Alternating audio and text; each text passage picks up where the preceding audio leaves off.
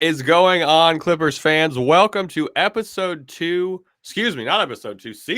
episode 28 of Clips in Dip. We are part of the 213 Hoops Empire. They've been producing fantastic content. As always, go check that out. The Lob, the Jam, the Pod. Robert Flom just wrote a great article about where the Clippers are at right now. I am Chuck Mockler. With me is William Updike. Usually with us is Adam Oslin. We gave him the day off. He's been You working got the too boot.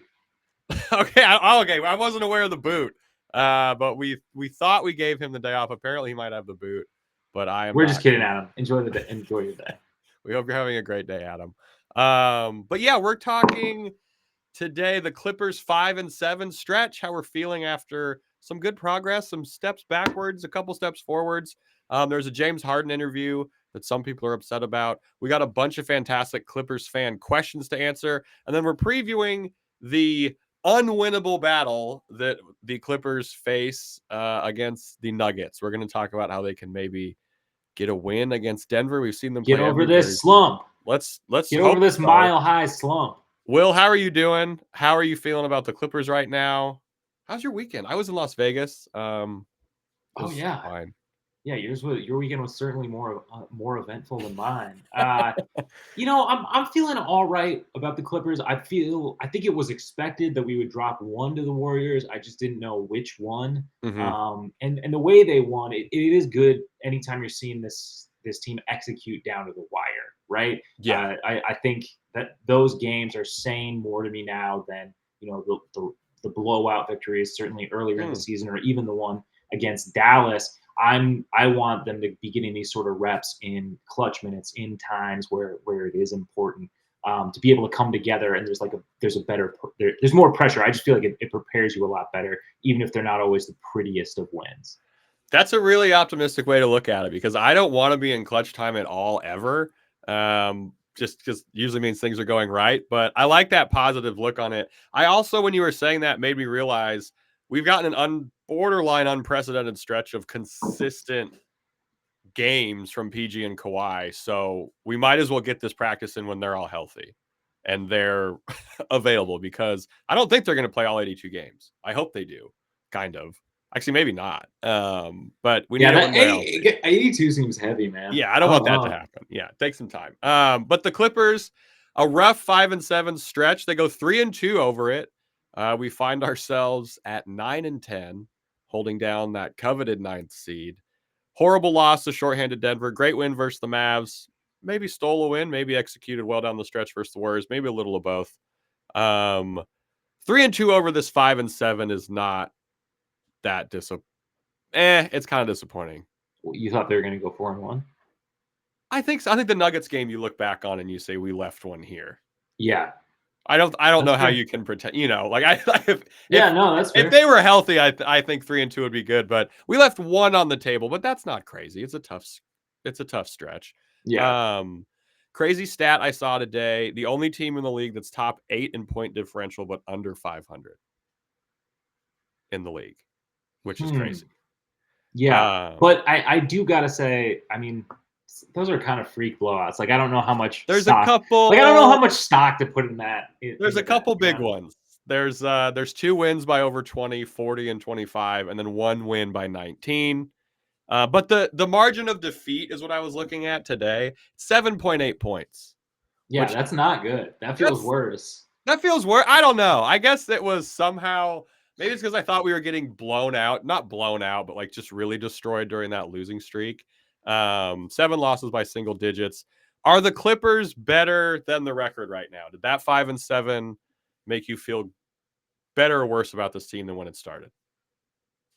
I mean, better than when it started for sure, but the expectations got pretty low there. I mean, about as low as they could possibly go to still be a fan of this team. But no, I think we've seen some encouraging things, and I think if play had been this way at the start of the year, I think they'd maybe be good for like 6th or 7th place. I'm not, sure. If the trade had happened sooner. Yeah, also, I'm not saying that's really what it is. Complete. It's not like a complete turnaround from where we are. Like, I don't think we're a top 4 team in the West, like in terms of seeding right now, even if the trade happened at the beginning of the year. But I can see what you're saying about maybe being a little bit better than our record. Yeah, and A I little put bit, some a little just bit. barely. Yeah, I'm not saying we're lighting the world on fire, but we're better than the record suggests. I like that Uh, positivity, man. I'm yeah, with it. I'm digging it. not not setting the world on fire. The starters during this stretch, because this is the starters have they've just been good over these 5 games. The Clippers starters were plus 20 in net rating, so you can't ask for a whole bunch more from that group. But we got to talk Terrence. Let's do it. Things aren't going well for Terrence shooting from the outside. It's bad. Um, it's not good. It's Wasn't he still sub 20% at some point this season? Is he still there? He's currently is sub 20%. Let me check his stats really quick. And again, this is not 17%. He's shooting Yeah, that's 17%. brutal. That's one of those things, though, because I asked Adam this when I was on Clipper Talk after the win, and Mm, Terrence had the ankle injury to start the season. He was out of the starting lineup like a day after being announced that he would, in fact, be a starter, to the rejoice of Clippers fans. And I was wondering if something was going on there, because our co-host Adam, he does Zapruder style film breakdowns of everyone shooting and stuff like that. Stuff that just look at it on Twitter, and I don't know it's what else to good tell you. stuff. But so I asked him, like, do you think something has physically changed? Because it's just like the differential is so high from what we know him to be as a 3-point shooter. Like, Yes. is there something physically wrong? And he said he didn't notice anything significant. So I'm actually reassured somehow by the 17%. It's in that category of things that are so bad. They're just so bad. They have to be better than that. That's just too bad. There's no way it could stay that way for a whole season. Whereas if he was like Right. shooting, I don't know, if he was shooting like 28%, I'd be like, I don't know, that's within the margin That's of what the reason to me for a regression. reasonable worry. That's a reasonable Yeah. worry. Yeah. So it's like reasonable worry. And then this is so bad. There's no way it can sustain. When it's that bad, it's like the All 3-point right. shooting the first Nico Batum year. I feel like we had some there was some really terrible stuff. I think, and he specifically was not exactly lighting it up, but averages do balance out, man. And I think 3-point shooting for me is one of those. It's All one of those right. I'm less worried about.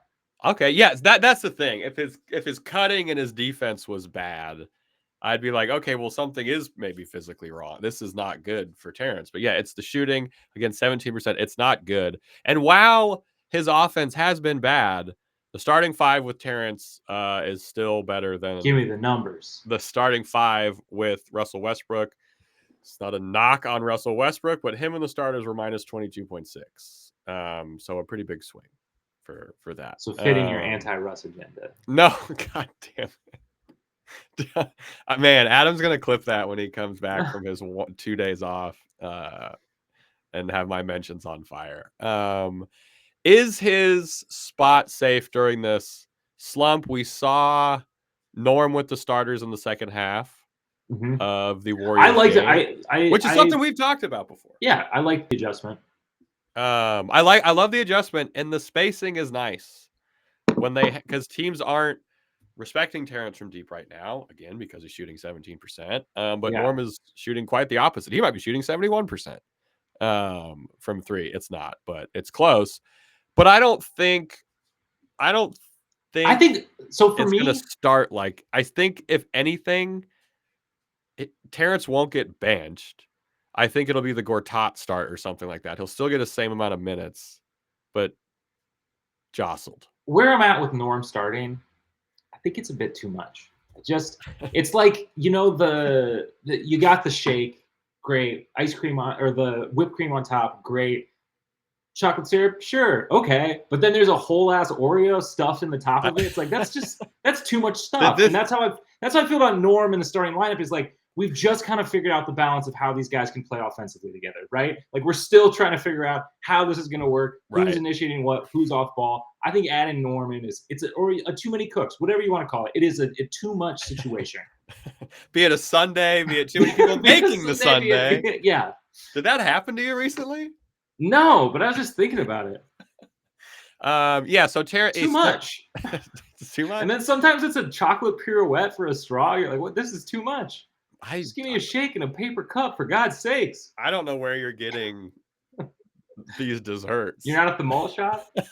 I'm not at the malt shop. Talking clips at the malt shop? If you're watching on YouTube, comment with your favorite malt shop. We're on YouTube, youtube.com/@ClippersPodcast. I think you're right. I don't know if I totally follow the metaphor specifically that you used, but the offense is fantastic with Norm out there, with that starting five, obviously. But the defense has been really rough in the small sample size that we've seen it. The defensive rating is something, I think it's in like the 120s, Ooh. which you don't want to start the game because the Yeah. team with the starters still started very well. So I'm not sure if that happens. And this goes into something that I think is the bigger issue is the bench, because the bench for the Clippers is all over the place right now. And We just don't know what's going to happen. and just hemorrhaging points. Like, Yes. Westbrook and Harden cannot share the floor together. That can't. are you asking me or No, that's a statement of fact. It's a statement of fact. But when they shared the floor over these last 5 games, they were minus 14.8 together. This isn't a knock on either of them. This is just simply stating that they probably should not. I mean that to me Which, like that passes the smell test. That's what I'm seeing out there. I guess you could still have hope that they could gel that out, like they could figure it out, because obviously the emphasis has been figuring out things on the offensive end for the starters while trying to maintain, sort of the defensive consistency that we've gotten in the good games in these wins. mm-hmm. So there's reason to believe, I guess, that maybe that's another one of those law of averages things, that maybe the time with them could get a little better as they figure out the fit. Yeah. But to the eye, it has not looked like something that's really worth exploring to me. Again, I do not coach the Clippers. The eye test and I have the opposite of say. So yeah, it is not looked good. And they're part of like, so I can't remember who said it on Twitter, but they called it like a security blanket lineup that Ty runs sometimes. That's Russ, Harden, PG, Kawhi, and then Zoo or whoever. Where those 4, it doesn't really work. They did that with Zoo in 6 minutes over these 5 games. It was minus 16. Obviously, very small sample size, but not a good one. Not a good small sample. So that kind of needs to get figured out. And Ty used 10 lineups in the first half versus the Warriors. Mm-hmm. Is there an issue with bench continuity? Is that a thing? Is that a stupid thing that I maybe? No, you're not wrong. I mean, it's like I was saying. If they want to try to make the bench unit run with Westbrook and Harden, like it is one of those things they have to work on. But it just begs the question of, is it worth it? And I guess that's how I feel about 10 different starting lineups. I don't know that it's necessarily bad. I think if you're second unit people, you're kind of expecting to get shuffled around. I would say optimally, you even thrive in that environment. So I don't know that it's a detriment per se, but I don't really see it's another one of those things I just don't really see the value of. Like 10, like what are you taking away from 10 different lineups in the first half? Yeah. In 24 minutes of basketball. Like what? Yeah. And obviously they can't tell us, but it'd be nice. I mean, well, and like Ty rode the hot hand when it mattered, right? Like, he kept Harden in late versus the Dubs, which was good. He brought Russ in later than that, which was nice because we needed the rebounding and the defense. So that was a good call. But yeah, I'm just, and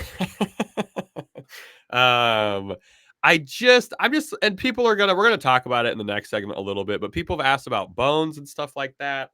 I don't think that's gonna happen because there's just so many guards. There's so many guards, and we need size. We still need size. Tice has been good, but we're still. It's a little. He's not like that. Yeah, he's not that much of a rim to turn at times. He's not really. I'm gonna need to check his stats before I say this, but the eye test suggests that the rebounding isn't as optimal, maybe either as we want. He is sealing guys off though and stuff. He does the dirty work. He has put in the effort. The rebound's been okay. I shouldn't say that. Maybe it's just lately that I haven't been as hyped on the rebounding. But I feel like it's really only a concern given how long we're out Mason. So I think Mason helps that second unit too. For whatever reason. He's huge. For whatever reason, like these past few iterations. These past few iterations of the Clippers, I thought have kind of thrived when they've had like a playmaking actual big man. Yeah, for sure. And we don't know what's going on with Mason. There's been Still no news rules. on that I for haven't those of heard you anything asking. other. I haven't heard anything other than the sprain. Yeah. And we're playing a big team against the Nuggets again, so we're really going to see, what we're working with there. But yeah, just hope the bench can get figured out. What do you want to see? Man. Like, so who's your run down your 6-man and your 5. Well, so I mean, sixth man, I think it's got to be Norm, and then I think it's got to be Norm too. I and then it's agree with got to you be there. Russ. And this isn't again, not a knock on Russ at all. So is it Norm? So in your opinion, is it Norman for PG in that like mid in that mid first period, right? Norman for PG. You move Terrence down to you keep Terrence at the 2? Yeah. Okay. Or move Terrence to the 3. I don't care about the actual number. I'm Okay. not worried about. We're not talking about the actual number. Because the defense is the point of attack defense. If it's Norm right next to Harden, gets a little rough. I know, but that's why you still have Kawhi and Zoo out there. And Terrence. Yeah. Okay. Yeah, I like that idea. And then Norm played the whole second the other day, which is well, and Kawhi is gonna. I think they're gonna keep Kawhi playing the full first because Ty's talked a lot about PG playing with that second unit. Yes. Normally that is the Kawhi shift in other iterations that we've seen of this team is you play the full first, you usually come back in halfway into the second, start the full third. Not necessarily play all the way through the third, but right as it goes. So yeah, that would be my first of it. That would be my 6-man, and then I think Harden out, Russ in is an obvious sort of thing. Yeah, I like that. Finish out that quarter, then you probably then sub out both of. Well, Zoo's got to get subbed out before the end of the first. Probably you can't run Zoo the whole first. Yeah, but then you can stagger the bench when they're at their most bench with PG. Limit the time, and you want to limit, just limiting the most bench time. Yeah.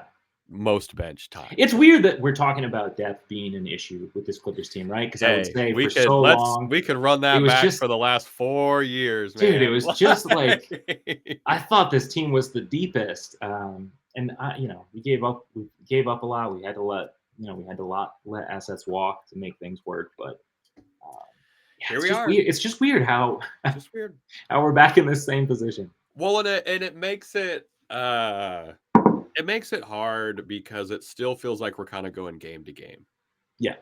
There's been improvements, obviously. Let's not, 3-2 over. Like we talked about it pretty good over this 5-7 we just had. But you want to see it put like stacking more wins. You want to see like a little more process wins and stuff like that. And it's not how many straight would you need to see to be on this? How many good process games or how many wins? How many wins? I don't know if I can. I'm good on process. I don't think we can be good on process. I think you have to at this point. You have to do both, man. I mean, so that's what's difficult. Good process, good wins. I mean, hey, I'd love to see 20 of those. No, I want to see like. I mean, shit, it's already almost 20 games into the season. Like, I need to see like 5 in a row of games where it's like, yes, we did everything right and we lost. Those games happen. Like, not play a perfect game and lose, but do everything the way it's kind of supposed to be done for 48 minutes. For 5 games. Like that being 44 minutes. Yeah, I agree with you 100%. And, we said we were feeling a little bit better about the Clippers. It looks completely different if they drop that second Warriors game. Oh, yeah. It really does. But yeah, I see what you're saying. What's the biggest leap right now? Is it the bench? It has to be the bench. The starters are like plus 26 together. Yeah, the starters are starting to look incredible. The starters are great. The only thing we have to figure out is like, I do still think they have to get fourth quarter stuff figured out because the offense just you want your clutch down. time. Love your clutch time. Love my clutch time. It's like a movie. Because that just has to get figured out. Like the fourth quarter offense is still, it's better, but a lot of the ball movement and stuff that we like kind of tends to go away. People kind of come up. It gets back into that same thing. Yeah. I'm actually looking up, before we get to the next, I want to look up, I don't know, Clippers score 32.3 in the fourth. That's not bad. Oh, it's up to 32.3. 1, 2, 3, 4, 5, 6. We're sixth in the league. Pretty Could good. be better. Sure. Could be fifth. If it's not top 5, it doesn't really matter to me. We're right there. It's so close to mattering. Coming up, we're going to answer some Clippers questions. We're going to talk the James Harden interview, which didn't teach us a whole lot about James Harden, which is totally fine. All that coming up after these ads. They've been a little loud for some people. If that's been your case, go ahead and turn it down. Clippers questions and the Harden interview talk coming up in 3, 2, 1. Hey, welcome back into Clips and Dip. You're tuned into a special duo episode. Adam Oslin got the My day off, graphics so are it's gone. just me, just me, William Just Muntek, and Will. Charles Mocker. One man. So we talked a little bit about what's going on with the Clippers, how we're feeling after this California State stand, and now got some stuff about Harden, as well as just some Clippers questions from you, the fans. Thank you so much for sending those in, Charles. You put this note in here. Where do you want to lead us in with this Harden thing? You put this in here. So James Harden did an interview with The Athletic, and it didn't. If you missed this, I wouldn't be surprised if you missed this. There weren't any bombshells really in this interview. There wasn't anything scandalous or anything like that. You know what I mean? Like it was just kind of more of the same from James Harden. There was a couple of things that concerned people who just already didn't like Harden anyway. When he was asked, was it Clippers or nothing else? After he was done with Philly, and he said it was about trying to get a situation where I could get paid and obviously have a chance to win at the highest level. These last few years, I sacrificed so much, whether it's role, whether it's financial, that at this point, it's over with. I just want to be able to move forward and still have the opportunity to make some money and obviously win at the highest level. So some people were mad that he mentioned making money so many times. He mention... Just a quick breakdown. He does say money more times than he says win. So sure, yeah, you're like that tweet that's like tells you something. Wish I could drop the body language chart because it could tell you something. Was he slanted? Where was he at? How was his posture? He says that Daryl Morey offered him a max and then basically said psych, which that would suck. That would be a pain in the ass. That one I do think there's some validity to that.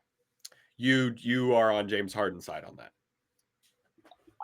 Yeah, I don't think he's making that up. Sure, yeah, I mean, especially on record on The Athletic, he's not. I don't think he's making that up. That's some, that's a pretty. You're putting it on wax if you're saying it to The Athletic. Tampering happens. These conversations, are ongoing. They're, it's a year-round thing. Obviously know when a player of his caliber is going to be up. You know what they're expecting to get. And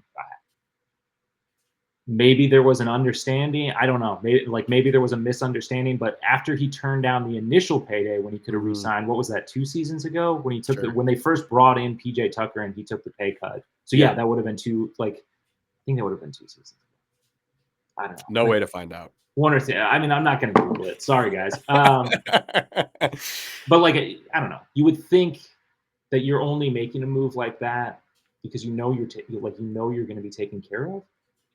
Yeah, and I think I agree with that. And my thing also with just this whole thing is like if you read this and you weren't if you were shocked about how much he talked about money, I'm not really sure what you were expecting. I'm not a huge James. The man has left over $100 million on the table. Well, it's an absurd. It's so much money. And he's always clearly been a contract thinking guy. That's not a knock. That's who he is as a player. Like he thinks about his next contract. And I'm not saying it's a good or bad thing, but we just didn't learn anything new about James Harden. You know what I mean? Like it just kind of if you didn't like him, this reinforced why you didn't like him. If you're a fan of his, you're like, well, this is yay, classic James. Yeah, comes with the. I mean, at the bare minimum, it comes with the territory. It is bold, though. It does make me think, all right, man, if you want to make a bunch of money on your next contract, which I don't think is in the cards right now, because it's not with the Clippers. It's not with it's not with the Clippers. So when it comes to the winning at the highest level part, this is that part. The money part is next year. This year is win at the highest level. The money part is not this year because some team will give him a bunch of money next year. I think I think probably If that's he how it always goes usually. if he does well. I mean, Right. I think between the valuation of him in the league right now is Yes. unduly low. You know, you Yes. look at this situation and at the end of the day, they can say they were holding out for picks or whatever. The 76ers had no other offers. They had no better offer. So my thing is if the Clippers go out early, first, second round exit, James Harden flames out in a couple of the games, I don't know what that future is going to look like around the league. I'm not saying that he's going to be He's not John Wall. he's not a No. min guy. He's not done, but there's certainly not going to. I mean, there's not going to be huge offers out there. I would not imagine. Or maybe people just aren't willing to give up an asset, but they will give up the money. Just certainly depends. And then with his desired destination, Houston, looking pretty damn good without him. I don't know why you would at Right. this point even bother. Yeah. So it's just one of those things. It's one of those things to consider. Like the value must be pretty low, and so he could be getting himself into a mutually beneficial situation, regardless of whether he stays here or not. Yeah, it's I don't know. I hope he plays well enough and the Clippers go far enough that he gets a bunch of money next year. Because I don't think it's going to be from the Clips. So you want him gone? I don't want him gone. I want him. Wow! Breaking news. I want the Clippers to win a chip, and James Harden helps to contribute, and then And then you say, "See you later." Well, and then he gets signed for way too much money. Then Yeah. someone gives him like a bunch of money, and he's like, Then "Let's do everybody's this." happy. Then honestly, everybody's kind of happy. Screw it. Yeah, like if you're listening to this and you don't like James Harden, the best case scenario is that he balls out with the Clippers to the point that someone overpays him, and then we say, "All right, thanks." Thanks, James. Thanks, James. Hey, great, James. Well, we got some questions from Clippers fans, taking it back to Twitter Tuesdays on the old podcast we used to do. Anthony Lucci asked, just read the interview with James Harden in The Athletic. He said he is no longer in a place where he wants to sacrifice. Well, he was talking about getting paid and competing at the highest level. For team cohesiveness this year, do you think that mindset helps right now? So I think this is a bit of a double-edged thing. I think, as I just said, he is in a spot where it is advantageous for him to perform at his absolute highest, regardless if that means sacrificing, regardless of whatever it is. But at the same time, does this mindset make its way into the locker room? Does this mindset make its way onto the bench? And that, to me, would be somewhat concerning.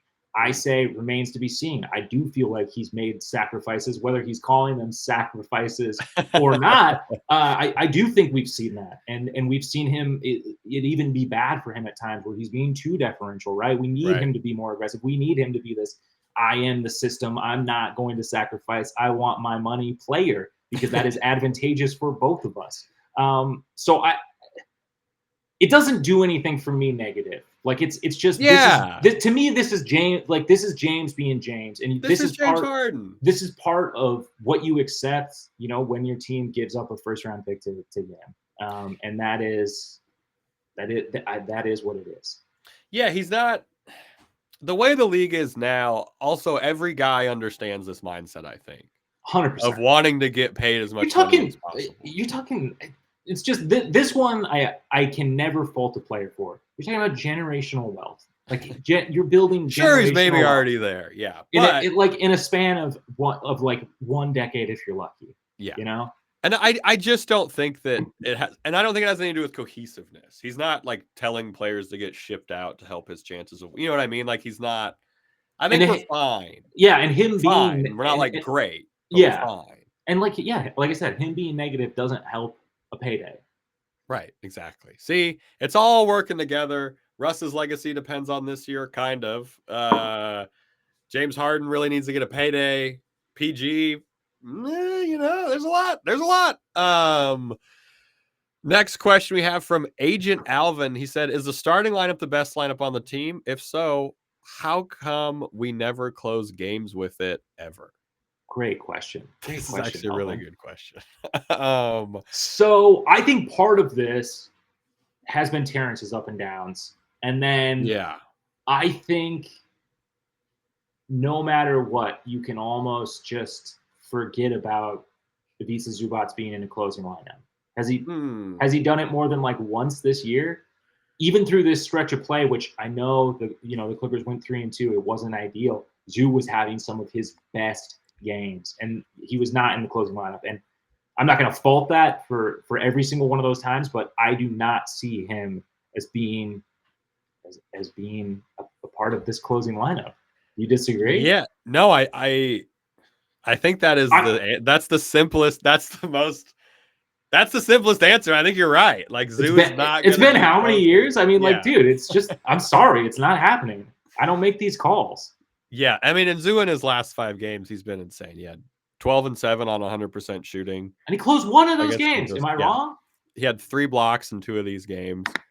He went 7 for 11, 7 for 12, 9 for 15. Man, yeah, he had some great play, but he's never going to close. He's playing like the best stretch, and it's still not happening. And it is I like switchability, like in it is closing matchup lineups. dependent, but we always talk about like wanting more traditional styles. I don't know. It's the same thing that it's mixed messaging from every like avenue when we talk about what this team intends to do. And then Terrence, that like I said, right. it's just the up and down shooting. I certainly understand wanting to have Norm in closing lineups. I think what both of us were at is that Norm is the sixth man. He's the guy who is probably shouldn't run with the starters to start, but should be getting the most minutes likely on the team of anyone off the bench. Yeah, with at least James Harden, Kawhi, and PG. You can kind of put anyone else at the 5. So that kind of shadows your starters right there too. Yeah. And again, just from a pure team functionality perspective, Ty likes switchability. That's why Terrence is out there and things like that. And he likes it late because it makes offenses have to think more and weird stuff like that if it's working. So fair question, but I think, Will, you also nailed it too when it's like just more of the game by game kind of stuff. Yeah. Will, what's this next question we got? All right, so Blank Slate wants to know, has Ty Lue really learned his lesson? This is this quote, on going small, or is Daniel Tice now his hybrid of a small ball lineup to keep Zoo on the bench in the fourth quarter? Will Ty Lue try to get away with playing Tice versus Jokic? Wow, that's a long question I was expecting it to be. Charles, why don't you jump on in? Let's just address this first point first. Has Ty learned his lesson on going small? No, I don't think that will ever be. I think we're going to see that again at some point. There's been some unserious lineups. I guess the thing that I'm the most happy about is that there hasn't been many minutes of them. Yeah. When you play, I know that's not necessarily good. I just think anytime you're running 3 guards in this league, it's a small lineup, and I know those aren't generally our closing lineups, but it's still bleeding points in the middle of the game is brutal, and that's what gets the Clippers. It's still small, and I don't even think it's just a fourth quarter thing. As you were the starters are plus 20. Yeah, there's not a beginning of the game issue. Yeah, so I don't know. I don't know if he's learned a lesson about not going small. He's not playing Tyson Jokic. I don't think that'll happen. Yeah. Is this all a big scheme to keep Zoo on the bench in Q4? In Q4. What if Ty talks like a startup dude? That's what it was slated in the question. No, I know, but what if Ty's like, we got to get better in Q4? I don't think it's a conspiracy to keep Zoo on I don't think no matter who's out there, Zoo's probably on the bench. Yeah. I just think that is what it is. That's just how it goes, which sucks. But I think he'll go small again, and we'll probably be frustrated by it again. We just have to hope it. We just have to hope it happens not in the playoffs. Young Gabo says, "Why do we see Amir have a really solid outing, then not play anything after? What is too many the deal? Guards. Dude, it's just, I'm sorry. It's too many guards. You can play him at the small guys. We can't both complain about how this team plays too small and then also be like, but Amir needs more minutes. Well, I think the idea here is you give him PJ's minutes. Kobe already has those. And he's also significantly smaller. Well, and Kobe's playing poorly. Kobe has been very bad at basketball. Are we addressing that? Let's address it. I was wrong. He's been horrible lately. I can't pretend. I can't sit here. I love him. I think he could be good, but he's been very bad lately. Just give Amir those minutes. The Amir saga. All of them? How many minutes are we even talking about here? It's been like 13, 15, hasn't it? I don't know. Let me find the Russo lineup data. But I I'm not saying like I'm not burning down Kobe Brown Island. Hope you brought your rush ship to get back to safety, buddy. No, I'm not burning it down. He's just been really bad lately. He's been bad lately. No, put him on the wing, but I don't know if it's gonna happen. He also I like it. Like I like where but the appearance that we're talking about is 10 minutes. He was 2 for 3. He had 3 boards. Like it was really good, but like we're not getting that efficiency every time. But I wanted him to play over PJ Tucker. He's not. I wish that would happen. I'm on Adam's side. Adam's not here. Adam's gone. But he was on Team Play Amir, and he's right. I mean, I'm on the Team Play Amir, but I just understand why he's. Sounds like you're not, dude. I just understand why he's not. I just feel like he's the antithesis of everything that we've been saying. Why does Ty play too small? Why do we sometimes have 3-4 guards out there in a lineup? Those are just give him Kobe's minutes. Give him Kobe's minutes. That's all I'm saying. Again, though, I'm just saying that's very small. That's a very small lineup. Yeah, well, that's because the roster is poorly constructed right now. Okay, so we're working with what we got. You got average Joes in the crowd giving the too small to that lineup. Too small. All right, what did Pedro ask us? Let me bring it back. This guy. See, I make these breakdowns. For those of you new to the show, I make the breakdowns and no one reads them. I always read them. I just didn't have it up in front of my face. I was looking at some stats. What stats? Kobe Brown minutes. All right. They're not good. Pedro Munoz wants to know, why do you think is Ty so reluctant to play Terrence Mann more minutes? I'm sure that is what's messing with his confidence to shoot threes and be more aggressive offensively. This is interesting because to me it's like chicken or the egg. Where are you at on this? Which came first? Is Terrence not getting enough minutes because he's playing poorly, or is he playing poorly because he's not getting enough minutes? I mean, he's playing the second most minutes per game of his career, other than when it's not enough. Other when he started 33 games in 21-22. Like with the roster, he should have started 34 games at this point in the season. With the roster the way it's constructed, and with his shooting slump, I think you could honestly maybe say you could be surprised he's getting almost 27 minutes a game. That's not, I love Terrence, but like the shooting hasn't been there. The stars have been really good. He's doing what he needs to do to open games and help the starters be good. And we were just we were just talking about size and all that stuff. Whose minutes is he taking? Right? Like, whose minutes are you going to give that's not going to rock the boat more to Terrence when he's shooting so poorly? Like, that's the thing. If Terrence was lighting it up, I'd be like, yeah, shoot him a couple more minutes, but he's shooting really bad. And how many more minutes do we want? Like, I think that this is not a minutes driven thing, right? Terrence has had to once again completely recalibrate where he fits into this offense. And he's not going to get a lot of looks. And when you're not getting a lot of looks, when you don't have, it's not even looks, right? It's, you don't know on a play-by-play basis very often when the ball is coming to you. And so if you don't even know that, I can't expect you to perform at a consistent level that you did even a season ago, because even then you had some time to tie things in.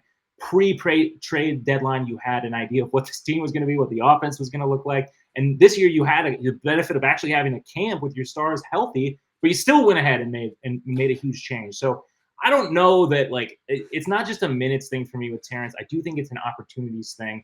And he's lower on the pecking order, and how you figure that out. Zoo, we've seen Zoo be very effective in games offensively. Yeah. Even he is still like going to be really low on that pecking order. It's kind of an afterthought to figure out how he fits into that offense when push comes to shove. So I don't know. I don't know that the confidence is gone. I just think it's different. And once again, he's had to change, and he's the glue guy now. Like, he has to be so many things. Something is gonna suffer. And I think that, like I said earlier in the show, the shooting is so bad, you have to believe it's gonna bounce back. How can you possibly believe that he's gonna shoot 17% on the season? Do you want to make a bet? Do you want to make a bet that he won't shoot 17% from the season? Yeah. All right. $100. I'm not gonna bet $100. I'll bet you. No, I'm not gonna bet anything. If Adam was here, he would bet you, because he has to get revenge for the on Terrence on the John Wall bet. Bud's Clips are us asks, would Clippers go after Kuzma at the deadline with the 2030 first and Norman Coffee, or is that not enough? Sorry for bad English if you see this. No bad English. No problem at all. Great job, Buds or Us. No, they would not do that. That I would cut my own head off if the Clippers traded a 2030 first round pick for Kyle Kuzma. Yeah, yeah.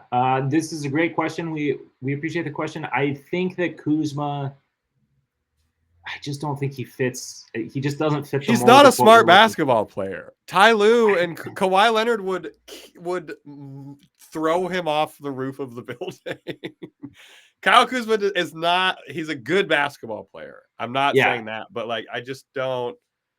I don't know. I don't think that a first round. I don't even know how much does he make. Would that salary even work?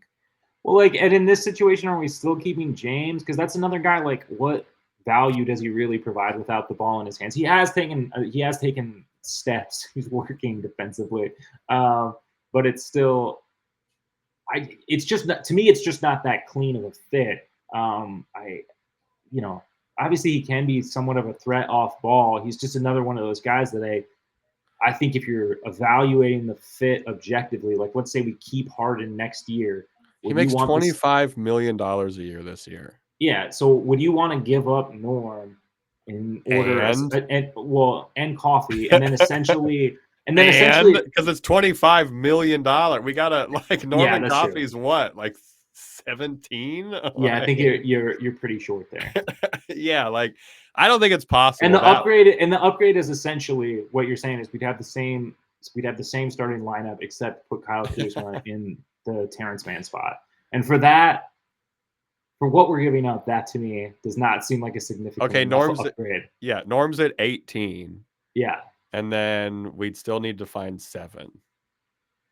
So it'd be Mason, and the first round pick. No. See at the bottom of the LA River. I'd be my feet. What are these graphics? Man, how come mine never does it? Mine wasn't doing the thumbs up. If you're watching on YouTube, you're seeing some great graphics or not. Sometimes it happens. Thank you for the question, Buds or Us. All right, now we got some spicy questions. Love it. We got some spicy questions that we're going to get into this clip, this Nuggets outro. Daniel M. asks, will Russ, I believe he's referencing Russell Westbrook, will Russ be on the team post-trade deadline? Yes. I think yes. I think for sure. I think if you, I don't know what, he's not on a large contract. He's making $3.5 million. Yeah.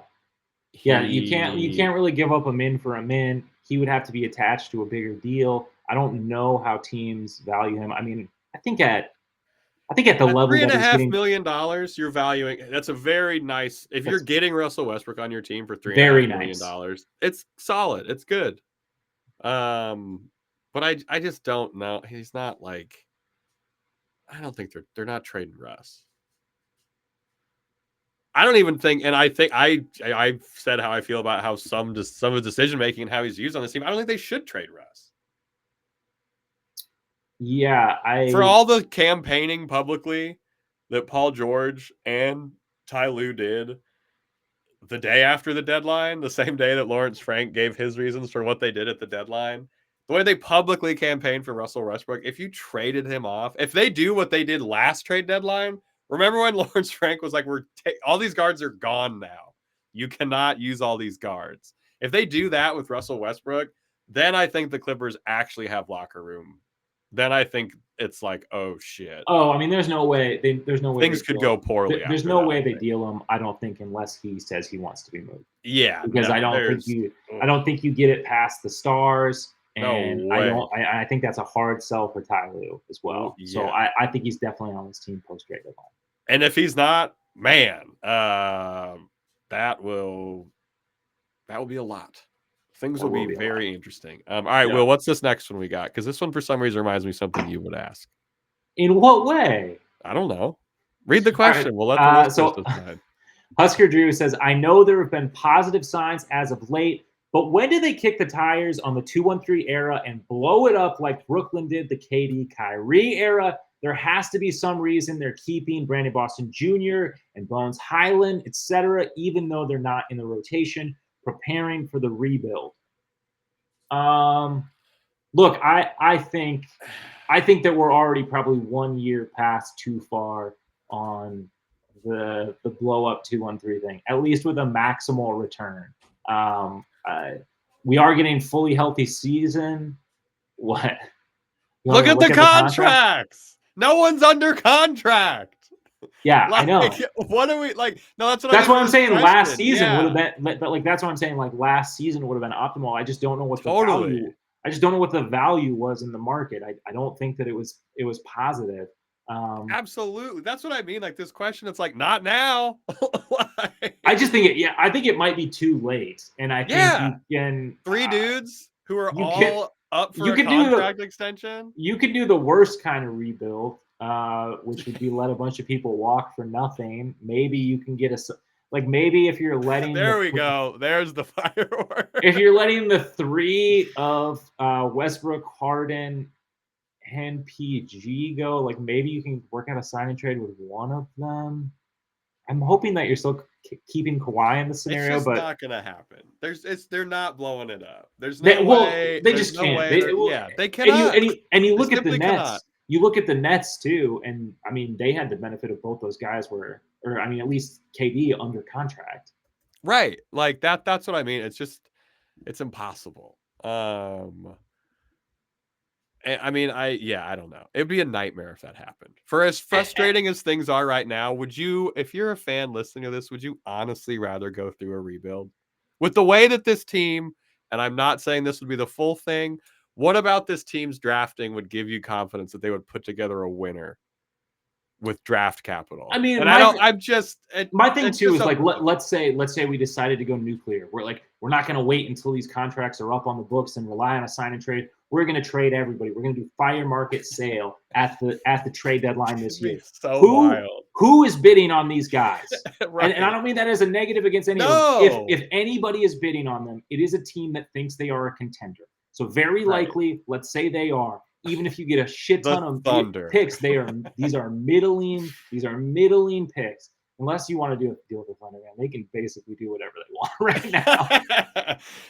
Yeah, I don't know if this is gonna happen. So yeah, like you're not in a situation for getting good picks. This team doesn't draft that well. I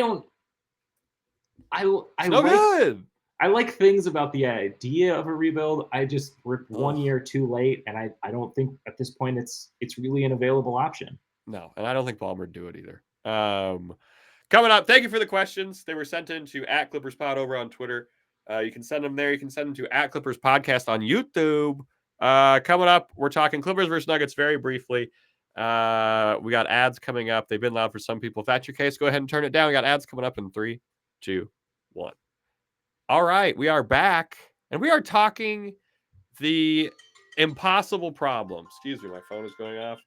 We are talking the impossible problem, the unsolvable equation. Clippers versus Nuggets. It's happening on Wednesday. Jamal Murray tweaked an ankle in his return, which sucks. He probably will not go. No injury report yet for the Clippers, but that's been pretty chill. Both teams coming off multiple rest. What the hell do we have to do to beat the Nuggets? Get more shots up. Okay. Get more shots up, move the ball. I think, I think if we stagnate offensively, this one is over and quick. Even if the Clippers are playing like the defense that we've seen them play, that we know can bail them out of games, it will not be enough in this one. So I would say, it's really, this is. I talked about, liking some of those close games, liking a comeback. You said that given 40 minutes the ago. reps. And this to me is this is the exact pressure cooker. This is the exact iron sharpening iron thing that we say clichely in sports. Like, this is the time to beat the Nuggets. This is the time to make true on these promises that we've made. Make a leap forward with the little baby steps that we've seen so far, but it's been a little wobbly. It's been a little 1 step forward, 2 steps back, et cetera, et cetera. Now is the time to really lock that in. You want the perfectly made sundae. You want no whole Oreos inside. Man, when I was a kid, I would get the sundaes at Dairy Queen. I would get the mint flavor, which feels really weird. Mint It ice wasn't. cream is It good. was like mint syrup on top of. It's a sundae, man. That's not. It's always vanilla ice cream. Oh, my bad. Dude, okay. I didn't know I was talking to Chief Chief Tommy Corporal Sunday over Sunday over. here. Yeah, what the hell is this? Agreed about the stagnation. The Clippers are 25th in assists per game. We know that that's not going to change overnight, but hey, let's not be bottom 5 against the Nuggets. Let's average more than the bottom 5 team against the Nuggets for assists, because that's how we're going to have to win. Offenses usually get help when you make the defenses try and make decisions. I've heard that. And sometimes sounds like it's for cowards, though. I say go one-on-one. Take the ball yourself. Excuse me. Clear out, please. No, we don't need a mountain of that. We also need to try and keep the Nuggets off the line. They shoot the third fewest free throw attempts per game. The Clippers, which a lot of people have been talking about. Kind of shocking how little they're getting to the line. Well, Jamal Murray's not there to drive and all that good stuff. And it's weird too, because anytime we say that we play the Clippers, I'm like, yeah, it seems like Jokic gets a lot of calls. I don't know what. I'm not complaining.